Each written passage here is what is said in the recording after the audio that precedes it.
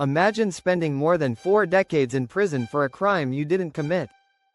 That's exactly what happened to Kevin Strickland.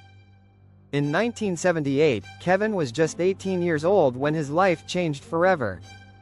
He was accused of being involved in a triple homicide in Kansas City, Missouri. No physical evidence. No motive.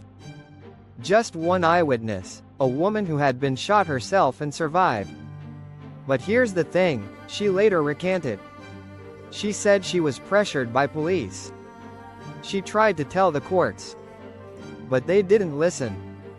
Instead, they sentenced Kevin to life in prison without the possibility of parole for 50 years. And so he waited. Days turned into years. Years turned into decades.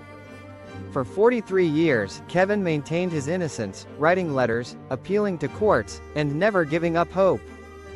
Then in 2021, a breakthrough finally came.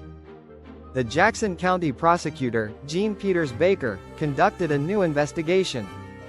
She found what Kevin had been saying all along: he was innocent. 3 men were involved in that crime. 2 of them said Kevin wasn't there. The one eyewitness, the only evidence used to convict him, had long since recanted. There was no DNA, no fingerprints, no motive tying Kevin to the crime. And yet, the state of Missouri still refused to let him go.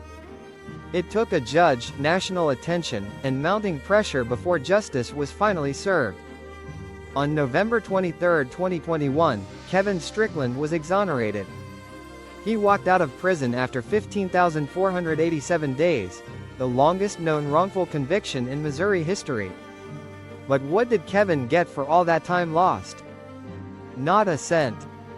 Missouri doesn't compensate exonerees unless they're cleared through DNA. Kevin didn't have that kind of evidence, just the truth, and the courage to keep speaking it. A GoFundMe was launched. And people across the country gave what they could.